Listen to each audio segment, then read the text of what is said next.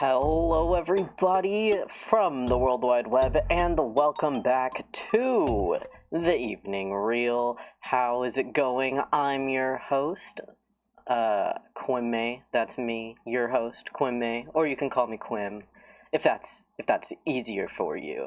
But I hope you guys have been having a good grand day today. I myself have been having a great productive day, you could say. But where will we fish? Great question. I know exactly where we're gonna fish, and it's what the thumbnail was. But yes, we're in Gary's mod. This isn't web fishing anymore. We're in Gary's mod. I thought it'd be fun to mix it up a little bit, you know. You always gotta mix it up. I gotta spice things up, you know. And so here we are, a new place, a new map. And it's really nice, honestly. I genuinely enjoy how this whole map looks because it's just so nice and also very easy to look at. However, I did just get an idea. Do you think if I jumped off this building that I could get inside the little, what is that? A patio? Do we think I could do that? All right, hold up. Oh! Okay, I didn't mean to do that. I meant to just jump off normally, and then I just flung myself off. Okay, hold on. I got ideas now, and I need to figure them out. Okay. So I need to like jump off. Oh, darn it! There's a barrier. What the freak? I don't think I can get in there. Wait, no, we're trying this one more time. Hold up. One more time. Oh. Never mind. I'm literally the goat. Hey guys. Welcome back to the Evening Reel. I didn't think I could get in here. Wait, can I get out? Well, I guess I'm just gonna... Oh, I can't put... Well, that's unfortunate. I wanted to put a chair down and, like, sit there. Well, at least I made it. However, I cannot get out. That's okay. Let's just return to spawn. If only I could fish up there. That would be super cool. But we're gonna go fish up top on top of the roof because there is a little pool up there. And I thought it'd be funny to fish up there because it's just really cute. So, let's make our way back. And then, you know what? I'm gonna make this all nice and cozy. So I'm gonna put, oh, hold up. Chair's facing the wrong way. My bad. Put down a little chair. Okay, watch this. And then, little radio. Still facing the wrong way. Got it? I'm dumb. I'm dumb as bricks. There. Yep. There we go. And now, I sit down. And you know what time it is, guys? It's time to get real.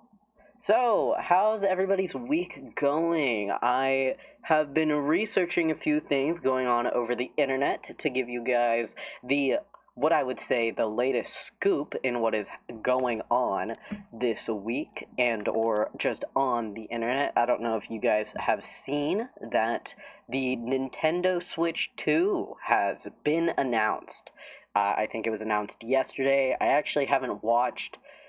I think I saw a clip of the Nintendo Switch 2 trailer, and it looks the exact same as the normal Nintendo Switch, just different. From what I picked up anyway, it looks the exact same. So I don't know if I would actually get the Nintendo Switch 2. Personally, I don't see the point, and I also barely play the Nintendo Switch. But that got released or announced yesterday. The design kind of seems cool. I like the controller colors now, or the way that they're doing like minimal colors on the controller. But besides for that, I'm like, well, it's the Nintendo Switch, you know. What else could they do with it? It's still probably gonna run at like 30 FPS whenever you enter like a really specific part of a game. I remember very vividly playing Pokemon Sword and Shield, like I think that game was very open world, right? And there were just some areas that my Switch would just start lagging so badly. So, like, if they made that better, then maybe I would consider getting the Nintendo Switch too. But that's okay. It is what it is. So there's that going on. Also, TikTok is about to get shut down in how many days? We have 3 more days left until January 19th, assuming that somehow things don't get pushed back and it actually happens. Then we have 3 more days with TikTok. And I saw this TikTok yesterday. I don't know if any of you guys have gotten this trend, but it's like a picture of a little orange kitten, and he's just sitting there, and it's like, Gary brought you gummy worms because he cares about you. Say thank you to Gary, right? And I got one yesterday. Let me go see if I can find it. Or I think I took a screenshot of it because I thought it was very important. It was I lied. I didn't take a screenshot of it. Hold on. Anyway, that's real. Yeah, that's real. The Nintendo Switch 2, and also Gary, because Gary the cat is cool. Oh, but the post was, say thank you to Gary. Gary brought you his lucky lure. He knows you can catch a big fish with this special one. I mean, after all, it passed down to him through generations. So, hopefully, that means this broadcast will get a really cool fish. I I hope. I hope that we get a really cool fish because of Gary. And if we do, that would be sick. So, we got that going on. Hopefully that means really good things for our future. And then if you play web fishing, I don't know if you guys know, but web fishing collabed with Makerspace, or is that what the company's called? Makership, Maker something, and they're releasing a web fishing plushie. So there's now web fishing merch. I would say it's a plushie. It's not really merch, but there's like a physical little plushie guy, and I immediately bought it. Like when I saw it, I immediately bought it. There was no like doubt. Yeah, no, literally there was no doubt in my mind. When I saw it, I was like, that is too cute to get. And like I think it was um I think it was well priced, I would have to say. But then again, I don't know a lot about plushies and how they get manufactured, but I thought it was a good price. And so I'm very excited for, like, I think it's somewhere in June when they get here. And so I'm so excited to have like a little web fishing guy. Like that's so cute that they've made a little plushie of like the dude. Like it's so cute and I can't wait to get it. And literally, yeah, there was no hesitation on my part. I was just like, I need this right now. And so, here we are. Maybe I can like craft a little outfit for the little web fishing plush. So that's really cute. And I'm just like, wow. I think the last plushie I bought, if any of you guys have played Jump King, I bought the Jump King plushie that they came out with, which I think they partnered with the same company, Make Ship. I swear I said ship the first time. It just sounded like I said the word shift. Um, but yeah, this will be my like second little plushie, and then I can put him on my I have a bookshelf with a lot of my plushies on them, so he's gonna go join all the plushies on my bookshelf, which I actually really need to dust, low key. It got really dusty. Oh, something else I added onto my bookshelf yesterday. It was the first volume of the manga Dandadan. If any of you guys have heard of the manga and the anime, because I think they came out with the anime this year. I'm not too sure. I honestly didn't know that this existed until like 2 months ago, or maybe a month ago. But um, a friend of a friend accidentally bought 2 copies of the first volume, so they offered it to me, and so now I have it. I actually haven't read the manga before or seen the anime. All I know about the anime is that there are aliens and spirits, and apparently some spirits steal this guy's balls balls, and then the whole manga is like him getting his balls back or something. I don't know. Don't ask me about the plot. That's like literally all I know about the plot. If you want to know more, go look it up. I cannot tell you any more about dandadan. Um yeah, something with balls, and I'm like, okay, cool. And apparently it's a really funny anime or like manga, and so I'm very excited. The art style looks really cool. When I got the manga, I was like, dude, this is sick. But yeah, no, free manga, and now it joined my other manga on my bookshelf, which I think is only the first volume of Chainsaw Man. And then I have, if any of you guys have seen the movie Wolf Children, they randomly came out with like a manga of Wolf Children of like the entire movie. Like it's the entire movie broken down into a manga. And so I have that book too. And I think that's all the like physical copies of mangas that I have. I I definitely want in the future to buy more manga and have like 5 bookshelves full of manga of like the whole collection, right? Of like Chainsaw Man, Demon Slayer. I would say One Piece, that would be like an entire bookshelf in itself, but also that would be cool.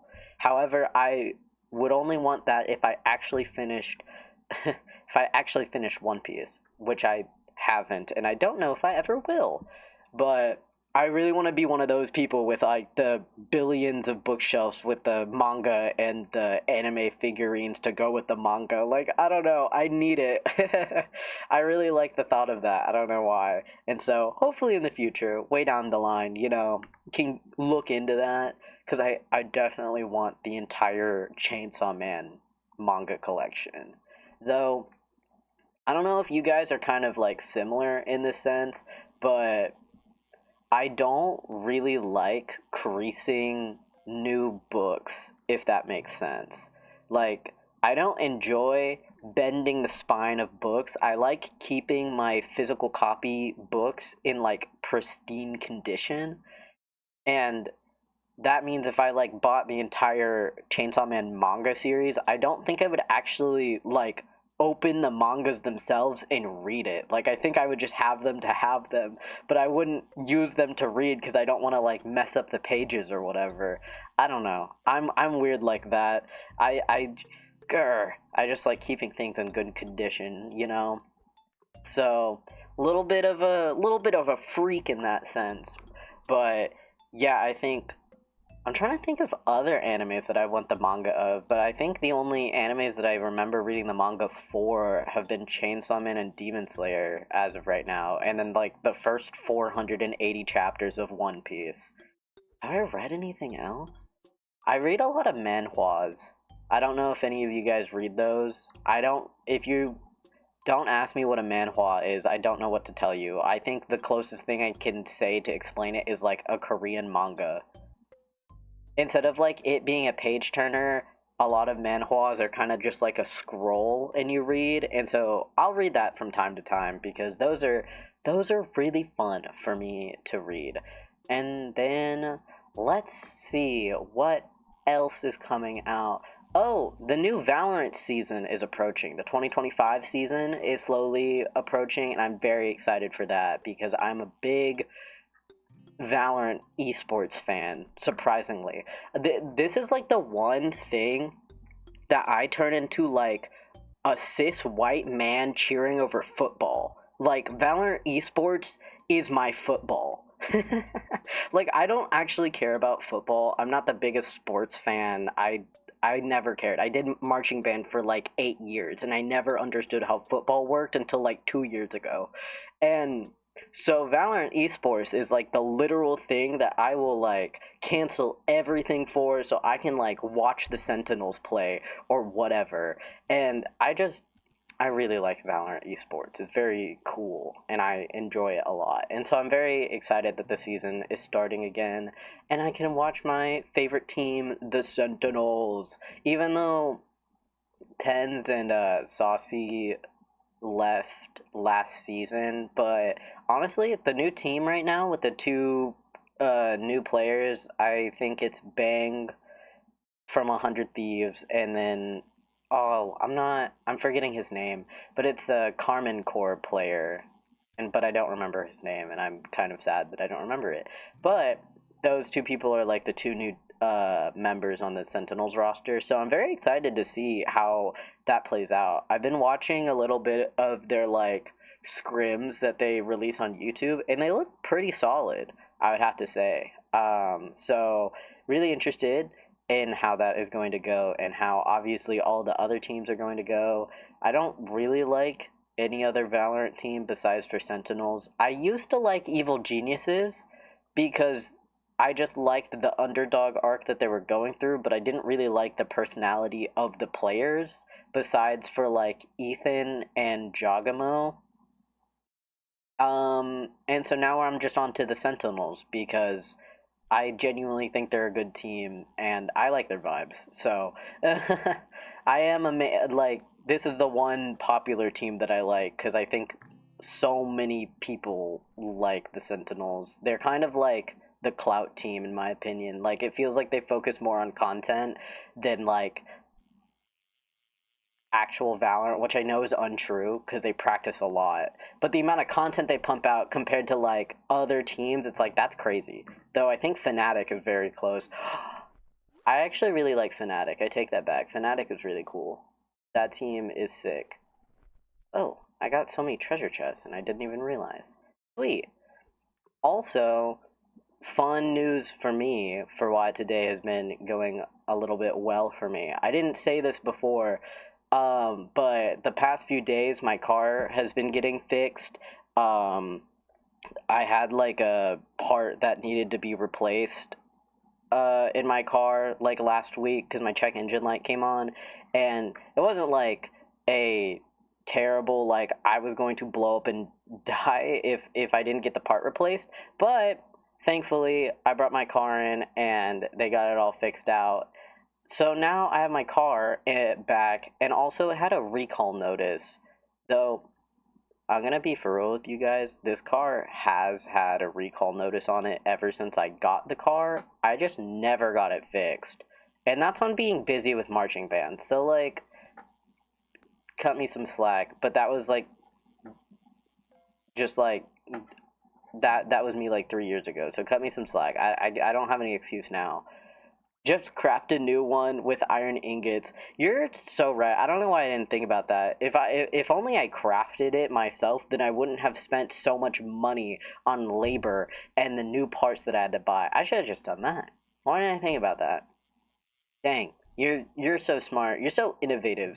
Have you thought about becoming an engineer and using your creative ideas to help people? Me when I craft a car part in Minecraft.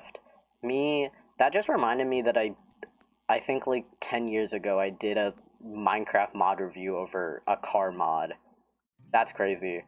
Um actually um no, I'll save that for later. I have a story that I want to tell, but I'll leave that for later. Hell no. You know what? That's fair. I get that. Also, I've been reviewing my previous broadcasts that I've been doing because I've been timestamping all of them and whatever. Finally catching up on that, though it's taking a very long time.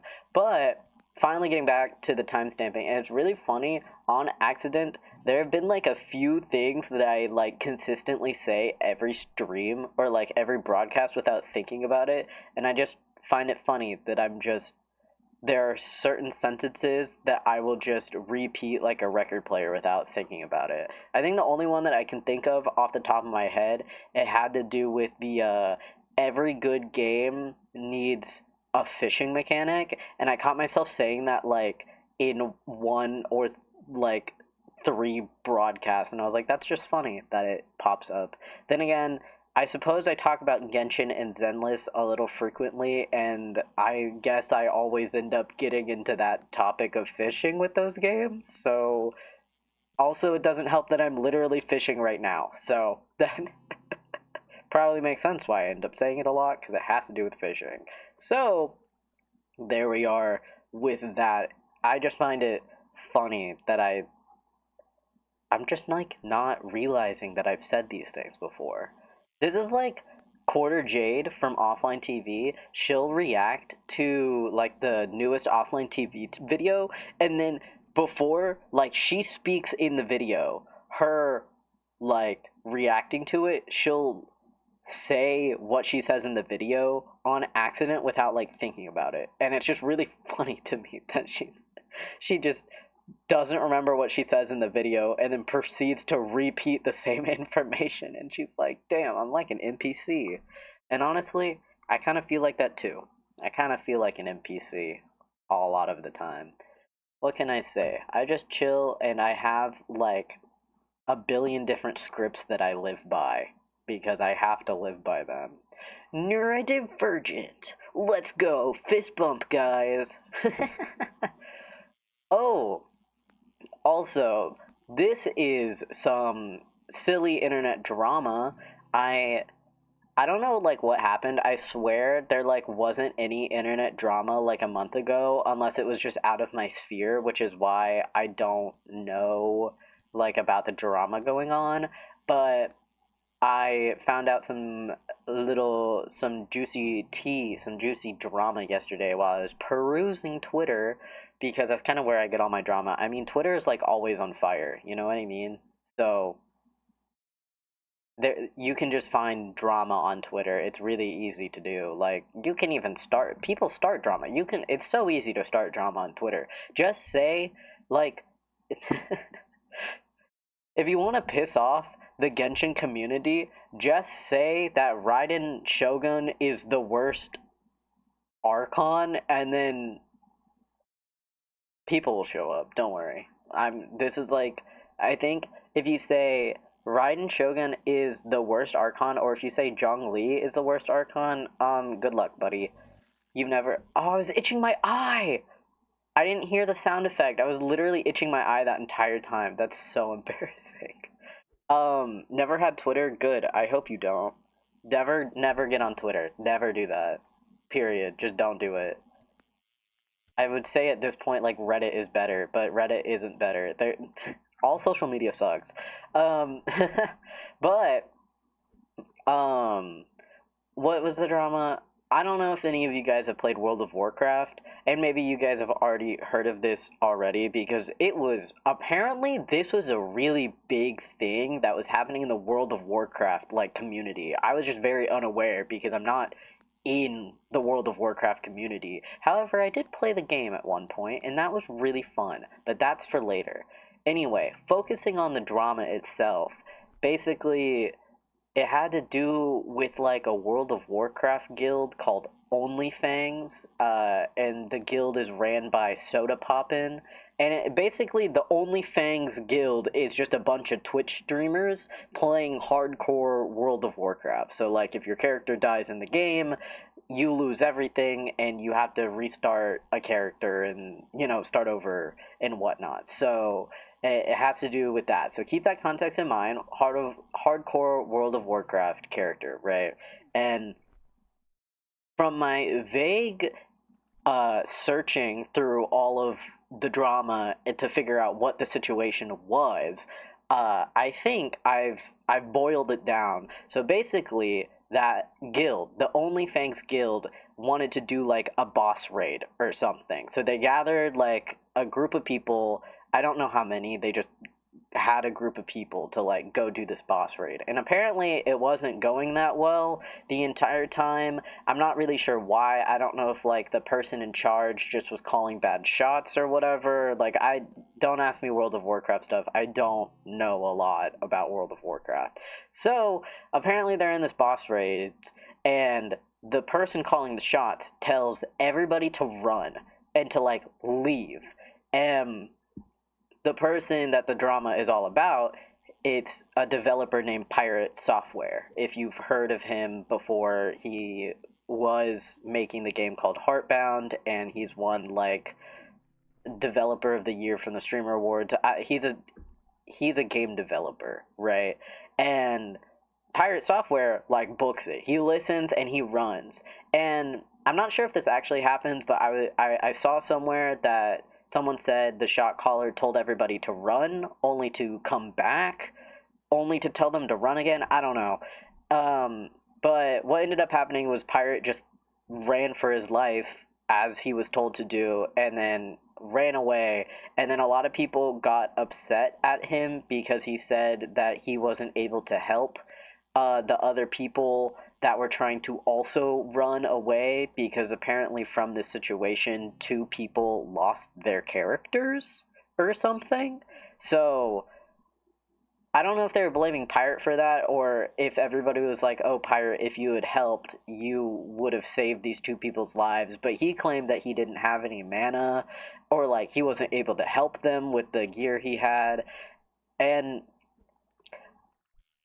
I really don't know what's going on, because I'm like, I don't know World of Warcraft, but everything moves on. Apparently this situation started like 3 or 4 days ago, and I didn't hear about it until yesterday, because yesterday was when Pirate Software got kicked out of the World of Warcraft OnlyFans guild, and everybody was like talking about it. I say everyone, but obviously not everybody. But yeah, he got kicked from it because I don't know, people behind the scenes like Soda Poppin and whoever else runs the guild, I guess, talked that they didn't like Pirate's attitude, because apparently Pirate doubled down and like just kept saying that he couldn't help the situation and that it wasn't his fault that these people lost their characters, or I don't know. So I think a lot of the drama surrounding this situation, half of it is from people that are outraged of what originally happened in World of Warcraft, and then half of the other people are mad from Pirate's reaction to this and the way he's treating the situation afterwards. But it's like so random. I'm like, this is like the Tommy Dream drama where this is like so stupid that like y'all are arguing over this. Like literally scrolling through Twitter, someone will be like, I don't understand World of Warcraft. Why is this so important? And then there's like 36 replies of like hardcore World of Warcraft players being like, it matters because of blah blah blah blah blah. And I'm like, dang. I don't think I've ever. That's what I'm saying. I'm like, it's a game. Like, I understand the importance of a hardcore character, like, and you losing that character because you put so much time and effort into that character, and then you lose it all. And I mean, that's the whole point of and the risk of doing hardcore. But it's like, I get why you'd be sad, but it's also like you need to be emotionally aware that you can be sad, but like it in the end it's a game. Like as you said, truly, as you said, it's a game. So I was like, I'm surprised that so many people were getting upset about that. I mean, again, I understand for to a certain extent why they're getting upset, but I'm like, wow, it's it's just like it's World of Warcraft, bro. Like, I don't know. It's the entire point is playing hardcore. You literally signed up for that. So I don't know why you're getting mad. But apparently I think it doesn't more so have to do with it being hardcore. I think it just has to do with Pirate's attitude after the entire situation went by. Oh, is it raining? Oh wow, we are going to be inside the cloud. Wait. All right, well, I guess we're one with the cloud now. I can't really do anything about that. I just want to fish here. So, I guess we're just going to sit inside this cloud. But yeah, hardcore, that's what it's all about. I remember, okay, I've never played hardcore World of Warcraft, but I have played hardcore Minecraft. And yes, I've had a few worlds where I've literally been devastated from losing my hardcore world, but I knew that was like the whole point of hardcore. So I wasn't that mad about it, but I was still sad. POV high school bathroom. Honestly, no, you're so right. Literally, the amount of people that would go to the bathroom just to like vape or something in my high school was like actually crazy. Like, if you walked into the bathroom at any time, you would probably just find someone, like, vaping in the bathroom or something, or, like, probably doing some type of drugs. I don't know. My high school was a little bit quirky. I think it got a lot more quirky since I left. I swear the like newer generation, like we're actually just like going crazy. I don't know. I was told from like some freshmen when I was a senior in high school how a lot of people in middle school are already doing drugs or whatever. And I was like, that's crazy. When I was in middle school, I was playing Minecraft and thinking about warrior cats and liking a girl. Like I could not imagine doing any type of drugs in like middle school. High school, I would say if you're like a junior and above, if you do drugs, that like kind of makes sense. I feel like sophomore is kind of like in the middle. Like it feels kind of weird, but it's like you're still young, but like whatever. And then freshman, it's like just don't do drugs. But literally, like, not like I'm here to control y'all, but yeah, no, Minecraft and doing stupid stuff. Like that's literally that was like all I was doing back then in middle school and like also high school. I didn't really I'm not really sure when I got into doing like the devil's lettuce and stuff like that. I think it was like the start of junior year or something like that. But if I'm gonna say this, if you ever dabble in doing drugs, just be safe with them, at least. Do your best to be safe and consume them in moderate quantity. I will at least promote healthy as healthy as they can be, like healthy habits, if you were to ever do that stuff. Obviously, in the first place, doing drugs isn't that great, so if you can stay away from that, I think you should, because they are bad. I will advocate for not doing drugs, but if you do drugs, I will advocate for drug safety. So, yeah, no, that stuff was like yeah, do your research. That's very important. If you ever want to get into like devil's lettuce or psychedelics or literally whatever, do your research before going into it so you know. Or if you have friends that have done it, ask them about the experience. Like, it's very important because, yeah, when I first started getting into stuff, like, I researched a little bit and my friends had a lot of personal experiences, so they were able to tell me and, like, warn me, basically, prepare me for, like, what is going to happen. And for me, being both extremely anxious and low key a little neurodivergent, that helped a lot because literally, I always have to like do this thing where like if I'm about to call like my doctor or someone, I always have to script out in my head like what I'm gonna say, and then I have to script out in my head how I think the conversation is gonna go, so I'm like mostly prepared for whatever they need to ask me for. I don't know why I can't just exist normally, okay? Don't ask me why. I can't tell you. I just I have to be prepared, so I'm just constantly prepared. Wait a sec. I'm waiting. It's been a second though. Am I really that person? Yes, I am that person that will say it's been a second after you say wait a sec. Am I cringe for that? I don't care. But yeah, no, I literally always have to be like scripting stuff in my head. Like today when I had to call like the dealership where my car was at, I had to script out in my head like what I wanted to say to them and stuff. Is that like not normal? Um, I'm not really sure.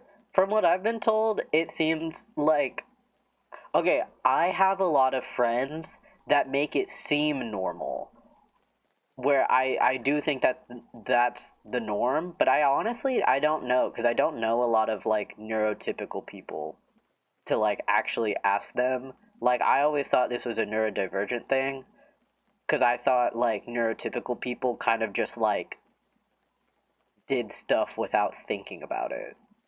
And like I guess my assumption is that neurotypical people, instead of like, oh, I have to call the doctor, I'm going to plan out what I need to say and do X, Y, Z, and then get this information. They'll just be like, oh, I gotta call the doctor, beep, beep, beep, beep, beep, and then they call the doctor, and that's it. I mean, hey, I can't tell you. I don't know what normal is to begin with. But with the people that I'm surrounded with, that does seem like the norm. I feel like that partly has to do with a little bit of anxiety as well, of wanting to just be prepared for anything. So I feel like for people that wouldn't be anxious, they would just they would just do the thing without thinking about it, or like trying to prepare them to do the thing. Oh, oh, I thought the cloud was leaving. Nope, we are in the thick of it. I also didn't know that the clouds move. That's fun. But yeah, to answer your question, could not really tell you.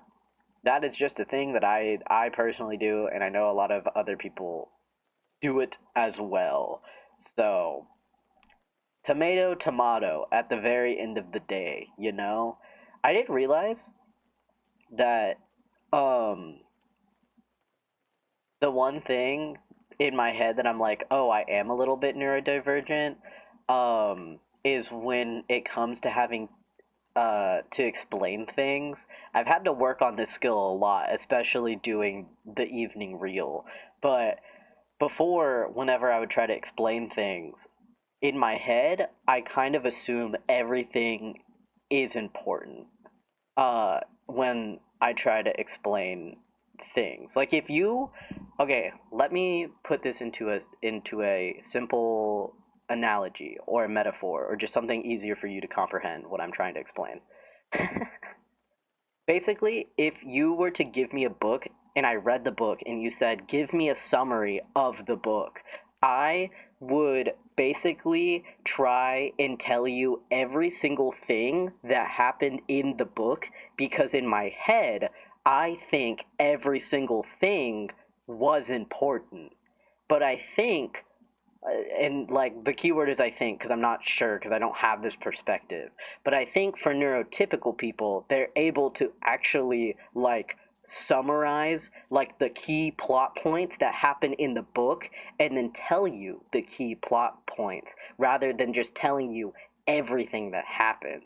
It's like they give you the intro, the hook, the the climax and then that's like it, but in my head I'm like I need to tell you everything from the character development arc all the way to the ending and how the resolution got solved with the villain and stuff.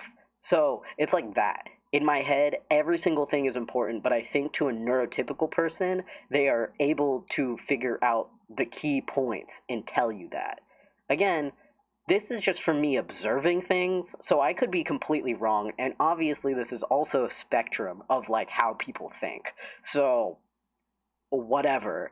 But I just realize every time I try to explain things, I always try to like tell you everything about it rather than just telling you key points. And so from doing the evening reel, I've learned how to tell stories better and how to explain things better as well because I try to get straight to the point rather than going into like 10 billion different tangents.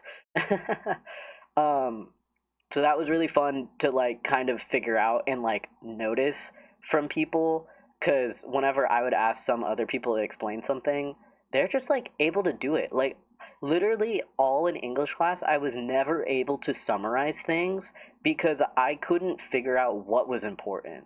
This tied in with my issue in editing because I could not figure out what was important to keep in for editing and what to keep out because I want to leave a lot more stuff in because I think it's important. But I think if you gave the footage that I had and like gave it to like someone who actually edits, they would cut a lot of the stuff out because it's actually not important. But to me, it is important. I mean, also it's a matter of perspective of what you think is important or not. So that also has like variables in it. But that's my thought process from a person who thinks is neurodivergent because I've never gotten like an actual assessment. It's just from a lot of observation from people.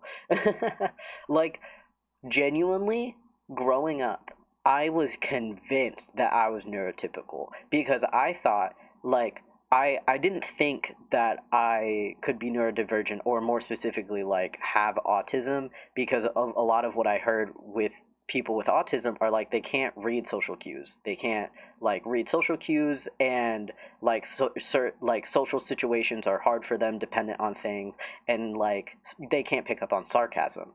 And I'm over here like that's not me. Like I can read social cues. I know sarcasm. I know I can read the room, I can read social cues, and I can read people. And then I think about it, and then I'm like, wait a second. The only reason I'm able to like read all of these people and know the social cues is because I have like a rule book in the back of my brain that like has all of these outlining rules and variables of like, oh, if someone is acting like this situation is more likely to lean towards this and like XYZ. It's nothing where I just am able to walk into a room and pick it up. I'm like observing and applying what is happening in front of me to a rule book that I made growing up. And I was like, oh, maybe I could be a little neurodivergent. Because, like, I don't know why I made that book. And I don't think neurotypical people do that with a question mark. But yeah, yes, I am talking about autism. Was me using neurodivergent, was that like confusing because it could mean like a lot of things and I wasn't specifying what I was talking about? That's my bad. I never want to say that I have autism because I've never been formally diagnosed or anything, and so it feels weird if I say that. So I just kind of say I lean more towards being neurodivergent, since that kind of seems like a more open umbrella term to use. Um, but yeah, that's that's how my brain works personally. I don't know about y'all, but that's me and my social cues. It's also really funny because I communicate a lot non-verbally through social cues, and a lot of people don't pick that up. What's that about? Hmm? I'm joking. Everyone is so focused on themselves, like I can't even be mad. Like that's just how people work. They no one notices anything except for like except for me, because I'm really cool. I'm joking. I'm joking. I know that there are people out there that also observe and whatnot. It also doesn't help that I'm a psychology student, so I'm always trying to like pick up things from people and like psychoanalyze them, which is not great to be honest. But it's okay. I'm not like it's just a it's just a habit at this point to do. So what can I say? I'm just quirky like that. You know, I'm just quirky. I'm a quirky, silly guy that's here. And what am I doing? I'm yapping. I just breathe and stuff. Exactly. Me too. I just want to exist or whatever. Like I don't. Yeah, I breathe and talk. Sometimes I eat. I sleep a lot. Uh, I wish I could just exist without having to work and have to work a job to make money so I can live. I think it'd just be cool if we could just exist without having to do that. But that's just me. You gotta balance work work and doing nothing, I guess. Gotta be like the cat. No, literally, if this is like my dream, right? This is like my dream scenario. Like if I got a genie lamp and I had three wishes, this would be my only wish, is to become a lesbian couple's cat. That's what I want to be. I want to just be a cute little orange cat or maybe a gray cat, and I just want to be a cat to a lesbian couple, and that's all I want. That's my dream. If I could get a genie lamp, I that is the first thing that I am wishing for. I do not need anything else. That's all I want. Literally, I just want to be that. I think if I was a cat, I would be a cat that acts like a dog. Um, there's no reason behind that. I just think that's how I would act. I would still act like a cat at first if it's like a stranger, but once you get to know me, then I would like become more like a dog. Don't ask why I've thought about this so much, okay? Listen, I've always wanted to be a cat since I had a conscious thought in my head. All I remember in my childhood is wishing to be a cat. Like every night before I would go to bed, I would literally be like, "Dear God, like if you are actually real, then like can you please turn me into a cat? Like I will worship you if you could just turn me into a cat." And you know what? I'm still not a cat, so I don't think God is real. It's funny because I wasn't even religious as a kid. So I don't know why I was like praying to God or whatever. I mean, I wasn't praying for any other reason. I just wanted to be a cat. I was just praying to be a cat, and that was it. I said, God, if you're a homie, please make me a cat. And let me just tell you, he is not a homie. And it's kind of mean, really. I mean, like, who doesn't want to be a cute little fluffy creature? Do I not have bait? Is that why we've been sitting here for so long, staring at a screen that's not doing anything? The answer is yes. I forgot that I turned off the auto bait switcher because I was taking the picture, I was taking the thumbnail, and I needed the auto bait switch to be off. Okay, I'm still trying to figure out why every time I do the evening reel that my nose gets really stuffy, which I just think is funny. Literally, like every broadcast I've done so far, my nose will just randomly get stuffy that I have to mute and like clear my nose. But like, why is that happening? What am I doing wrong? I'm just yapping, and I'm being punished for yapping.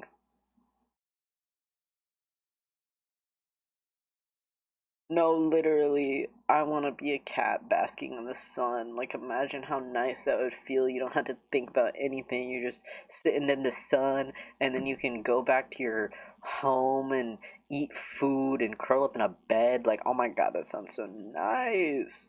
If reincarnation is real, I hope my next life is being someone's cat. Like, that's it. I just want to be someone's cat. Yeah, no stress, no nothing. All I have to worry about is being cute, being an adorable little creature, and that's all I have to worry about. Because everything else would be fine. Like, oh my god. Grr, shaking my fist evilly. I meant to say shaking my fist angrily, but I read your message as I was saying it, which is why I said evilly, but I guess that works too.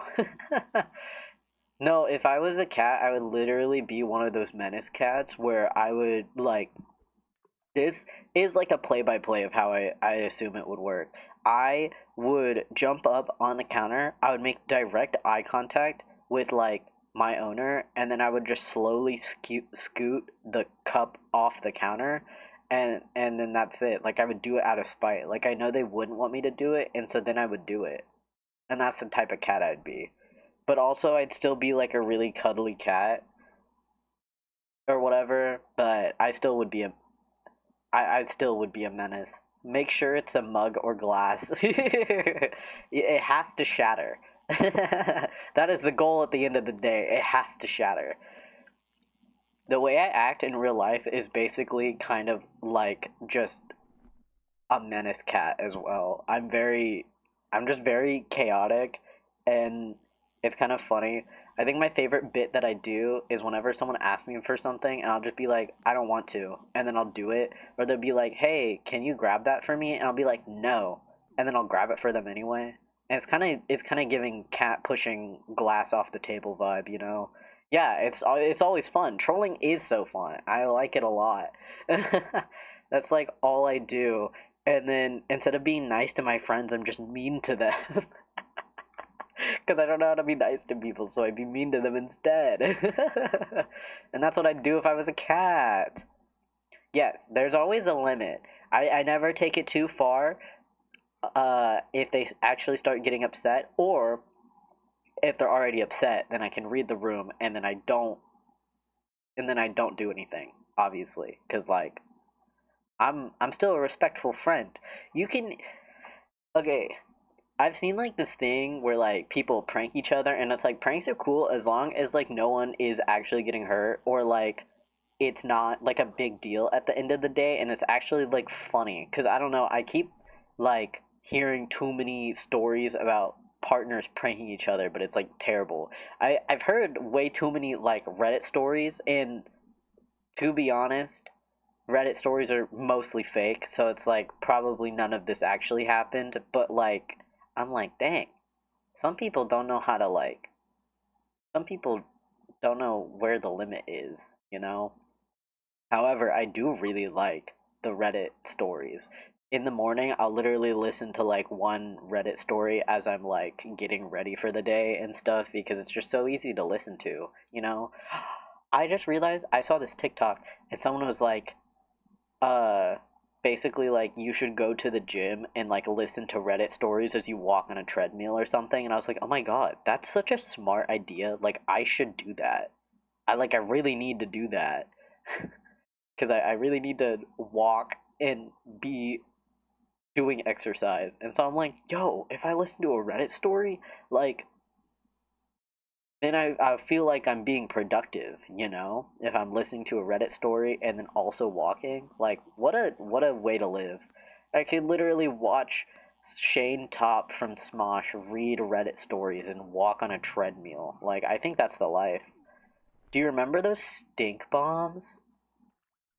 The only thing that I'm thinking of right now are like the Mark Rober like glitter bombs, but I think I know what you're talking about because it's just like you open something and then the thing inside makes the room stinky, I'm assuming. Um I like yes and no. I understand the concept, but I don't know if I've like seen a lot go on. I know there's like that really stinky fart spray or whatever. Oh. The Eeper. It was a bag that you would hit and throw. Whoa. Okay, that's like weirdly ringing a bell, but not like entirely that I know what you're talking about. But it like sounds familiar, but also not at the exact same time. You know what? I'll just keep using the golden hook. Why not? It smelled so bad. That sounds awful. I'm so glad that I've never been like pranked like that. I'm gonna be honest, I have a really like sensitive sense of smell, and so depending on how strong the smell is, it can like really get me. I remember in was it middle school or high school? I don't remember. And one of those two things, I was hanging out with a friend at the time, and it was like her birthday, and she got this perfume for her birthday, and I remember being like, "Wow, I don't really like perfume because it smells really strong." And then all I remember after that is them chasing me around the house trying to spray me with perfume. I thought it was, well, when I look back on it, I think it was funny. In the moment, it was not funny because I didn't want to get sprayed with perfume. Friend had one in his backpack and it went off. Oh no! Was he like trying to prank someone, or was he getting pranked with with that in his backpack? Like what? Why did he have that in there the first place? I don't know. Okay, that's fair. Dude, that sucks though. I could not imagine having that stink bomb go off and having it like be on your clothes and everywhere. Like that's terrible. Um, this reminds me of like a similar thing. It just more has to do with like a strong sense of smell. Oh, he wanted to use it. Okay, that makes sense. Um, but this doesn't have to do with the stink bomb per se, but just like a general kind of similar story to like the perfume thing. But when I was a freshman in high school, before hazing was like really banned from our high school, I remember so we had like really big lockers to keep our instruments in, or like they were big lockers for people with the bigger instruments, like the tuba and euphonium. Like they got the bigger lockers. I got a small locker because I played the flute.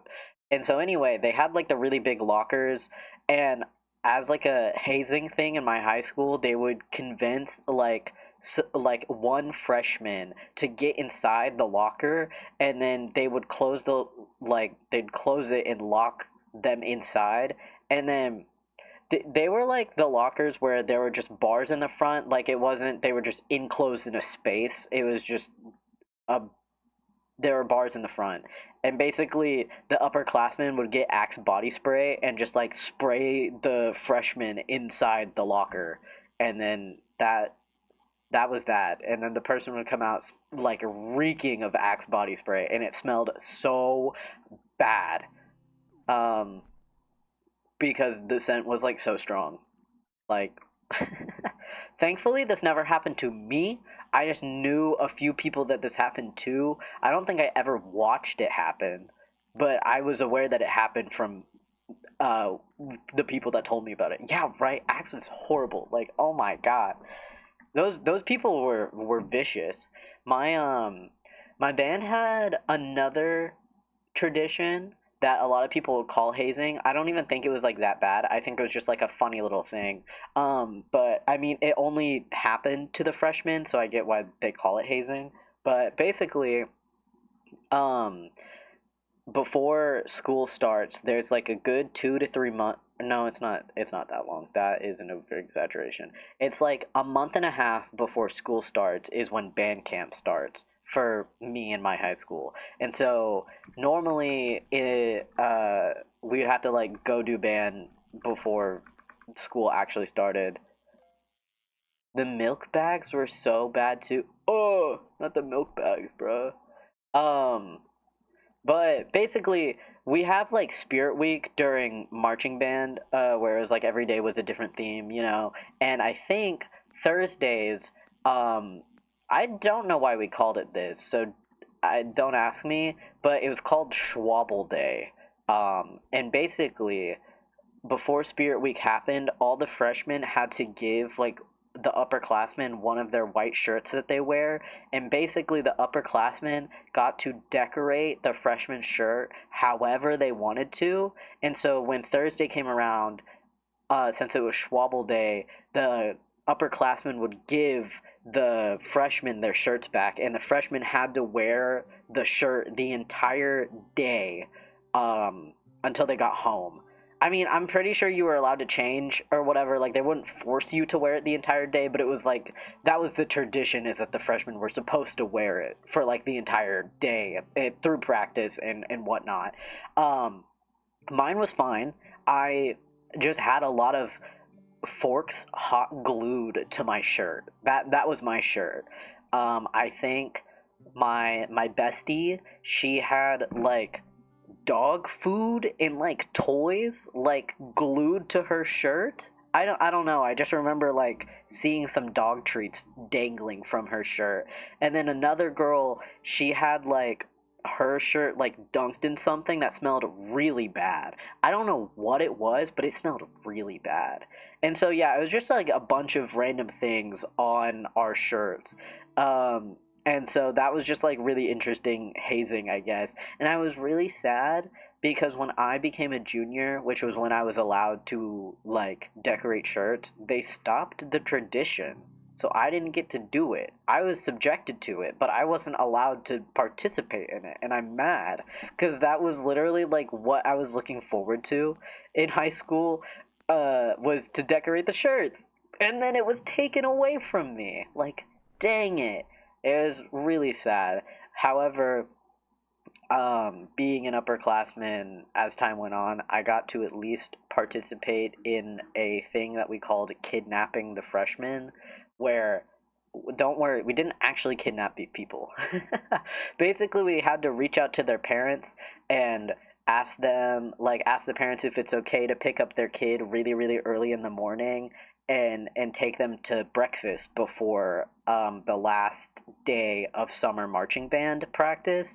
And so that was what we called kidnapping the freshmen. But again, we did not kidnap them. We asked their parents if we could take them, and their parents said yes. So literally, like, our morning practice, I think, started at 7 or 8 a.m. So I remember literally waking up at like 3 or 4 a.m. to like get in my car and drive over to the different freshmen that we had to go pick up. And it was really fun. All the upperclassmen basically got together and had like a really big sleepover to prepare for like the next day and like getting the freshmen and picking them up. I remember this one specific memory where we went to go pick up this one freshman, and I remember that we pulled up to her house. Her mom like took us to her room, and we like all stood in a circle around her, and I think we like started chanting or something to like wake her up. It was so cursed, but it was so funny. And they were just really fond memories of like that type of band stuff. So I'm glad I at least got to participate in that tradition. But again, I'm mad I didn't get to participate in Schwabble Day because I wanted to decorate a shirt. But these, but, but, grr, the principal said no. And I was like, what the freak, bro? You're like killing the vibes. It was so sad. Like, you're just a vibe killer, you know? But those are my fun band stories. There are definitely a lot more because I was in band for 4 years. So I definitely have a lot more stories. These are just the ones that I'm remembering right now because honestly, I kind of forgot like that this happened. I haven't really thought about a high school band and or like very in depth into high school band because I reference it a lot, but I never think about it too much. And so yeah, that was marching band. That was our band. It was pretty fun. We were very much a have fun, don't care about stuff band. So we still did pretty alright marching wise. I loved marching. I'm not gonna lie with you guys, that was like so much fun.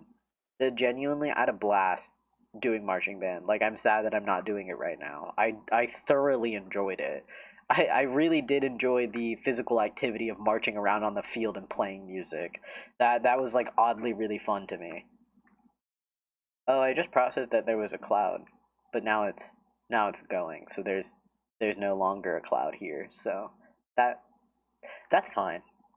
Anyway, I have a very fun story to tell that doesn't have to really do with anything that we were talking about. I just wrote down that I wanted to tell this story because I had a flashback that this was happening whenever I was reviewing a past broadcast and timestamping. So I thought I remembered about this story, and I think it's really iconic. Um, but oh, you have to go do adult things.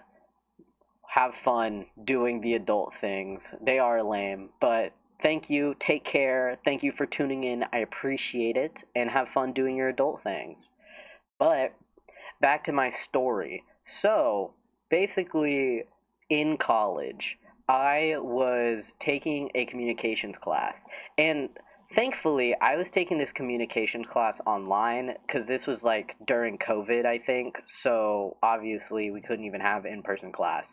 So, I'm taking my online communications class, and I was told in the middle of the semester that at the very end of the semester, we're going to have to give a speech. And at first I was really worried, but um thankfully I only had to deliver the speech to like four people in like a Zoom call or whatever. So it wasn't like a giant group of people in front of me or whatever. Thankfully, cuz I did not want to do that at all. I can't give speeches. Anyway, we were allowed to choose the topic of our speech. So we kind of had free range. I mean, it had to get approved by like our professors or whatever, but we could do whatever we wanted as long as it was obviously like school appropriate or whatever. And so I was kind of stuck trying to figure out what I wanted my speech to be over because nothing was really inspiring me at the time. And then out of nowhere, I had that burst of inspiration, and I ended up writing a communication speech about Minecraft. Yes, that's right. I wrote a whole speech to give to four people about Minecraft. And the speech title is called How Minecraft Helps Craft Your Creativity. Um, I tried looking for the actual speech on my computer, and I don't think I have it anymore, but if I ever manage to find it, I would love to like review and go back on what I wrote. I'm not gonna lie, guys, I kind of cooked in that speech. I won't lie. I got a 100 at the end of it. And I think, not I think, I was quite literally the only person prepared to give that speech at the time. I think I went third out of the like four other people that were there. And I was told to that I needed kind of the speech basically memorized, where I kind of had to obviously look at the camera most of the time rather than like reading off my cards or my notes or whatever. And like everybody that gave their speech was like just directly reading a piece of paper and like barely making eye contact and like properly giving a speech. And then it was my turn, and I spent like 2 or 3 days prior trying to memorize my whole speech and make sure that I remembered like what I was talking about. And then I gave the speech and it was really good. So there. I'm just the goat. But hopefully I can find the that communication speech at some point. I think it might just be on like a cloud drive under my like school email that I might have finished writing it on, because I have in my Google Drive a like the rough draft of like the first few parts of the speech. It's not a lot, but it's like I at least have that. But I don't know where the actual full rest of the speech went, because I think I might have transferred it over to Word, and then that's like what I did. I don't know. But anyway, yes, I wrote a whole Minecraft. No, hold on. I wrote a whole speech about Minecraft, and I think that will always be iconic to me. And I think I had some very good points and how Minecraft helps craft your creativity, because I think Minecraft was really good in me like playing it and stuff. So yeah, I think Minecraft is great, and I need to do that. I also there are a few like school projects that I've honestly probably way later in the future I would actually want to revisit and like show y'all, because I think they're just really funny, especially um this one PowerPoint presentation I had to give for my serial murder professor. That sounds bad. He is not an actual serial murderer. It's like that was what the classes was about serial killers. Wow, that sounded really bad out of context. You know what? It's okay. um, But yeah, I had to give a presentation over like a serial killer at the very end of that semester, and so I ended up doing it over the serial killer Ed Gein. If any of you guys have heard of that guy, he's kind of the inspiration behind a lot of the more iconic um, horror villains nowadays, like Ghostface. Actually, I'm trying to think of the people. I can't off the top of my head. I think like um I was gonna say Hannibal. I was gonna say Hannibal was based off this guy. I don't think that's true. Anyway, the Ed Gein was in fact a cannibal. Anyway, I had to make a presentation about that serial killer, and so I did that, and um I I think I just find the presentation itself very amusing because I cracked a lot of jokes during it. And then my professor, like when I submitted it to him, he was literally like, "This was really good and also really funny." And I was like, "Yes, exactly what I wanted to hear. Like, thank you." Also, that professor was the GOAT. I really liked that guy. He was straight up a homie, and literally the I submitted my presentation, and I when you submitted the presentation, you were supposed to attach your sources or like a reference document alongside your presentation, and I completely forgot to attach my references with my project. And so I submitted it, and then like an hour later he emailed me and was like, "Hey, your presentation is really good, but you forgot to include your resources and stuff, so I don't want to take off points. So if you could just email them to me really quickly, that would be great. And then I emailed it to him, and then he gave me 100. So thanks, bro. I forgot his name, but whatever. He was a straight up homie. He also couldn't spell that well, and our I kind of felt bad, but our entire class would always make fun of him whenever he misspelled a word, and I felt bad, but also it was kind of funny that he just couldn't spell. He admitted that he couldn't spell too, so it wasn't like we were just actually bullying this guy, but he was really funny in that regard. And I remember one time I was taking a test for that class. And again, this whole class is about learning about serial killers, like all of the popular serial killers like over the years and whatever. And I remember this one question, I think it asked about a victim of like this one serial killer and was like, did she die from like suffocation or something? And so I remember going up to him and being like, hey, just to clarify, suffocation is different than like choking or something, right? I don't remember. I think it had to do with something like a similar word to suffocating. And so I asked him and he was like, yeah, like they're different. And I was like, cool. And then I circled my answer because my whole like the answer I wanted to choose was all based off of what he ended up saying. It was just funny the look that he gave me that I was like asking to make sure, but he was really cool and I really enjoyed that class overall. It was really interesting learning a lot about the different serial killers and stuff. I learned about like Ted Bundy, BTK, what's his name? Uh, I don't really remember his name off the top of my head, but he was the dating game killer. Something Alcala? Rodney Alcala? Um, a movie was made about his victims by Anna Kendrick earlier this year, which I'm also forgetting the name of. However, it is on Netflix. I think it was Anna Kendrick.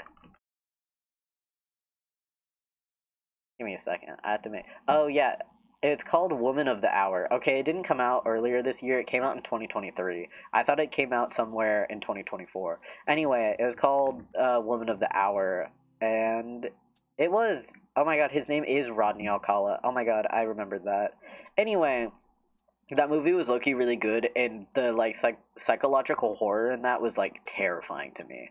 There were such subtle like body language expressions and like micro things that like if you're not really fully aware you probably won't pick up, but it's like I ate that up. It was so good. And I found some of the reviews really funny because some people that reviewed the movie was like, oh, it was really bad because like XYZ, and I was like, you just like don't get it. Like I don't mean to sound like I'm like gatekeeping the movie or something, but it was like clearly the people that were giving the reviews, unless it was like an actual like valid review where they were like, I understood the plot, but I thought the plot's pacing wasn't great. Like that's valid criticism in my opinion. But if you're like, I hate the plot because it didn't make sense, then it's like, okay, that's like not, I think that's stupid, but okay. Clearly, you just need to think about the plot more to understand it. That seems like a you problem. It's like that. Like the reviews that talk about where you can tell that the person reviewing it more so doesn't really understand the plot or something. It's like, yeah, okay. I don't think, I just think your review is silly. That kind of ties in with some other stuff with like, actually, I'll just get to that later because it doesn't have to do with anything. Anyway, those reviews made me laugh because I was like, clearly you don't get it, or like you weren't the audience for this movie. A lot of people thought it was going to be like a documentary about Rodney Alcala. And so there were a lot of reviews being like, this was a really bad documentary. It didn't give me like any dates and it didn't specify whatever. And I was like, it wasn't supposed to. Oh, nice. I got a golden bass. But I'm like, bro, it's not supposed to be about Rodney Alcala. The whole point of the movie was to be about like the women involved with Rodney Alcala. Like did that whole point fly over your head? Anyway, very good movie. I really enjoyed watching that back. I think I watched it like last year somewhere in 2024. I'm trying to think of another movie that I ended up watching. that I can't really remember. It's also on Netflix, and it had to do with people switching bodies, but I don't remember what it was actually called. Well, that's okay. I'm not going to remember it anytime soon. But anyway, there's a movie on Netflix that has to do with that. More specifically, because I know that there are a lot of movies with like people switching bodies. It's about rich people switching bodies, but like not. They're like trying to play a game and they switch bodies, and they're all rich and like egotistical, and they all suck except for like one person, who is like the main girl of the movie. Anyway, that was a really good movie that I also enjoyed. I don't think I've seen. Well, then again, I guess 2025 just started, so I haven't seen any new movies yet. Um, Nor am I really a big movie person. So, bada bing, bada boom. Uh,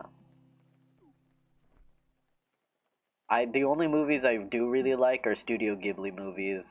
I'm a very big animated movie fans. I don't really like a lot of um real life movies unless it's like a documentary or like I don't know.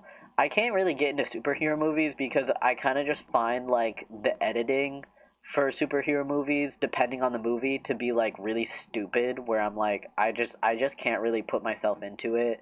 Like if the editing for a fireball looks bad, that's like all I can think about as I watch the movie and like how fake everything is and how like oh this man is flying and I'm like oh it's just a man like on a green screen. I can still appreciate the movie itself if I were to watch it, but it is just like hard for me to watch stuff like that. But then if it's an animated movie, I'm like, oh, anything kind of goes in an animated movie because it's like you can do whatever and that's just what it's supposed to be. Anyway, Studio Ghibli makes some phenomenal movies. My all-time favorite Studio Ghibli movie is The Cat Returns. That one, in my opinion, is a very underrated and overlooked movie. It's not even like I wouldn't say it's the same line as like Howl's Moving Castle or like um shoot, I'm trying to think of like or like Spirited Away. It's a very light-hearted movie and it's just a really cute movie. It's more like a movie to watch for like fun, very light-hearted rather than like there's a really deeply ingrained message into it, like the other movies are. However, The Cat Returns still has a message within it.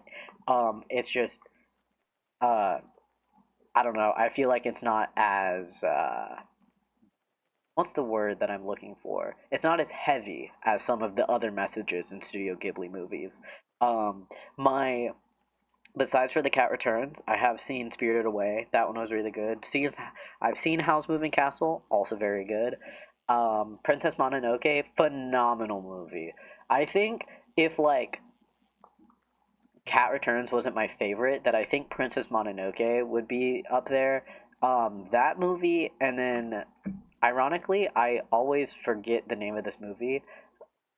But Princess Mononoke and Nazuka of the Valley of the Wind are like my two movies that I will always recommend to people if they want to get into Studio Ghibli movies. These like Princess Mononoke and Nazuka are like my favorite Studio Ghibli movie, like story wise, and the message they're giving you, they're trying to convey to you throughout the movie. Like the two messages in both of these movies are amazing. And honestly, now that I'm talking about it, I think I need to rewatch Nausicaa because that oh my god that movie was so good.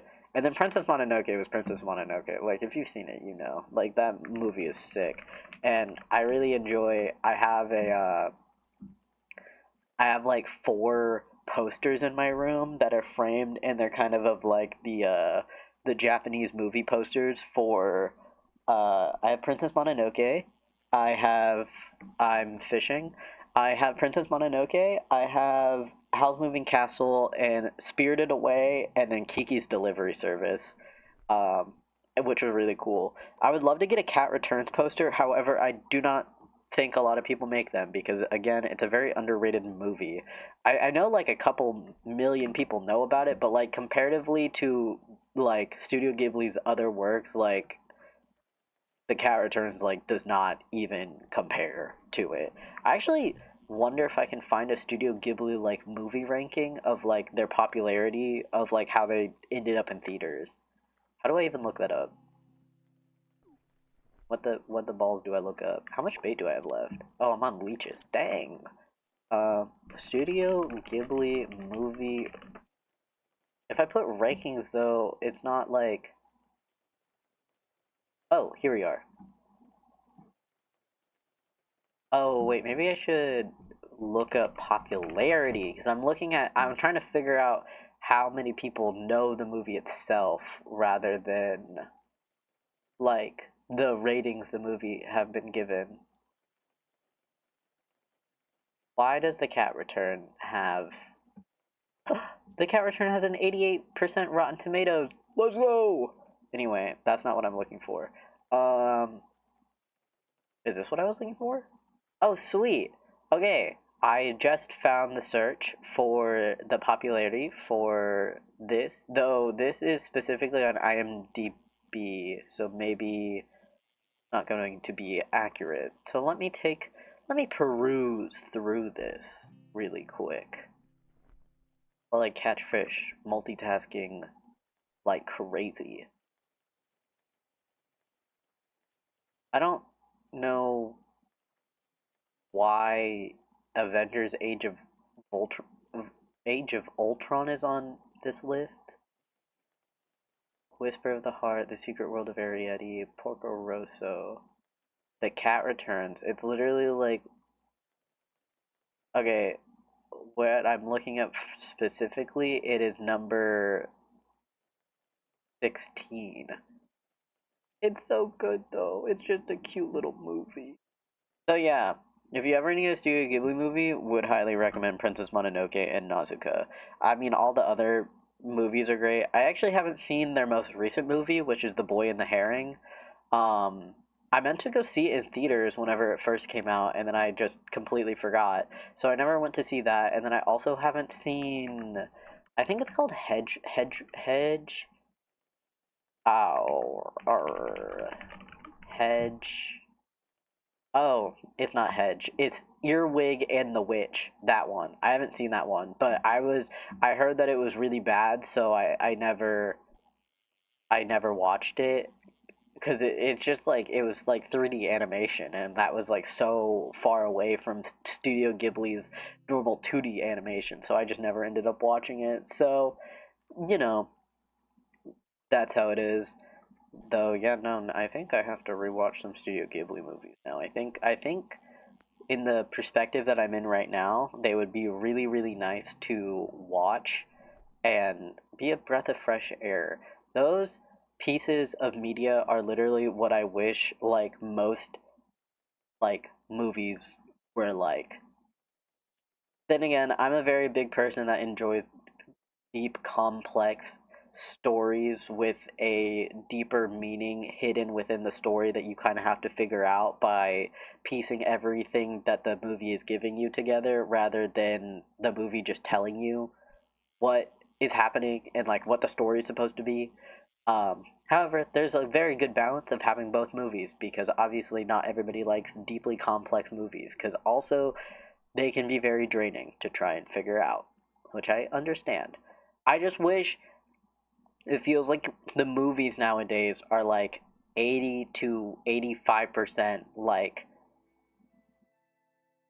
the the movies that just spoon feed you the information, and it feels like it's very rare to see a movie that actually has like a deeply complex plot. My other thing is that it's like a plot that has to do that's like, how do I put this? I'm just being really picky. I was like, maybe there's like some real life movie out there that like has probably done this. But anyway, that is my movie rant. I just wish there was better quality movies out there in terms of like plot and storytelling. I'm just tired of like the billion Marvel movies of superheroes and like all of the sequels or prequels or reboots or live actions. Like, can we go back to being creative and telling new stories again? Like, what happened? Oh, you know what happened? Capitalism happened. Sorry, I know what happened. It's capitalism. Because no one cares about making good stories. Only people only care about making money. Like, please. I wish, I wish it wasn't like that. Because imagine how much like good quality like animation and art and storytelling we could have if we actually focused on wanting to cultivate that rather than wanting money. Grr, grr. Anyway, that's my rant. So I hope you enjoyed it. However, whenever we get this fish, I think I will be ending today's broadcast I'd say a little early than I normally do, which is kind of true because I've recently been doing like almost 2 hours, which is crazy. But I'm very hungry right now, and I want food so badly. So it was nice fishing up here, but we're gonna go on down. I actually want to see if I can get inside of another one. Okay, well, never mind. I wanted to try and get onto another balcony, and then I just jumped off. So you know what? Whatever. I didn't, I didn't want to do that anyway. Screw y'all. Whatever. All right. Oh, and also, I am going to say this. I will be going. I will hopefully be going live on Twitch either tomorrow or Saturday to start a little project that I wanted to do. Not project, an idea where I get 100% accuracy on every Genshin song on the rhythm game that rhythm mini game that they just came out with. So hopefully today or tomorrow I will, not today, sorry. Either tomorrow or Saturday, Friday or Saturday, I will hopefully get to that because I would really, really like to do that. Guys, I'm just really obsessed with like the Genshin Rhythm minigame. I've literally I've played it every day for like the past 2 or 3 days. I actually I actually haven't played it today yet, so I'm literally going to do that after I eat dinner and everything because I am way too hungry and I want chicken. Anyway, let's finally do some scratch offs. Let's do some gambling and see what happens. So I actually remember, I think it was last broadcast or maybe two broadcasts ago where I mentioned that I haven't lost a scratch off where I lost all five. And that was actually a lie. I think in one of I just remember doing a VOD review, and in one of the VODs that I was watching, I did actually lose all five. So, knock on wood, that I don't lose all five so far in 2025 because I'm pretty sure uh, since 2025 has started, we have not lost all five. Though I have a feeling that maybe, you know what, I'm not even going to put that out there. We're just going to scratch the cards. So for the first one, we have 12, 28, 33, 48, and 2. I at least hope to win one. That's my goal now in 2025 is to at least win one. And all right, we have it. So I can put this out into the air. I was originally gonna say I think it'd be funny if I lose all five now that I've said that I haven't lost all five in 2020. But here we are. We won one so far, 250. Yippee! So I'll take that. Today's broadcast is safe. We've won at least one. And let's see how far our luck will continue. Our second one, we have 2, 49, 14, 35, and 34. I actually just read the numbers out of order, which bothers me slightly, but that's okay. And this is what I get for messing up the order. We didn't win. Okay, don't worry, guys. The next one, we're definitely going to win because I'm going to read the numbers in the correct order. We got 5, 35, 26, 40, and 29. And so now we're going to obviously win because I read the numbers correctly. Watch this. Oh, okay. That's fine? That's okay. Third one. 24, 37, 31, 41, and 16. Let's see. Anything good? Maybe more 250? Maybe a little more money?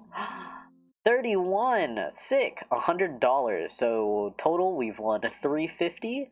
This will be the fourth scratch off. So we have 16, 37, 4, 49, and 23. I can hear my tummy growling. It's angry. I even ate a snack before this, thinking that it would last me the whole broadcast, but here we are. Oh, nothing good. Because my tummy growling, isn't it? Oh, that wasn't the fourth one. That was the last one. Oh my god, I don't know how to count. I don't know how to count to 5, clearly. That's awkward. Okay, well, in total, we made $350. So, I will take that as a win. And yeah, that's it. I'm taking it as a win. We didn't lose all 5, so that's all that matters at this point. It's kind of just a game of when am I going to lose all 5 scratch-offs into 2025. So, I guess if you want to see when that happens, you're going to have to keep tuning to the evening reel. But with that, that will be the end of today's broadcast. I will be back next Tuesday for more evening reel fun. Again, I might be streaming over on Twitch this weekend. I guess we will end up seeing. And I also have a very fun activity thing planned for Tuesday. So hopefully, as long as I can get everything set up and working, I think Tuesday will be a very interesting stream broadcast where I get to introduce something fun. So, with that, I will see you guys next Tuesday at 6 p.m. Same time, same place. So, hope you guys have a good rest of your night and take care of yourselves, everybody. Drink some water, eat some food, whatever it is you need to do. Just make sure to take care of yourself. So, with that, I will see you all next week. Bye, guys.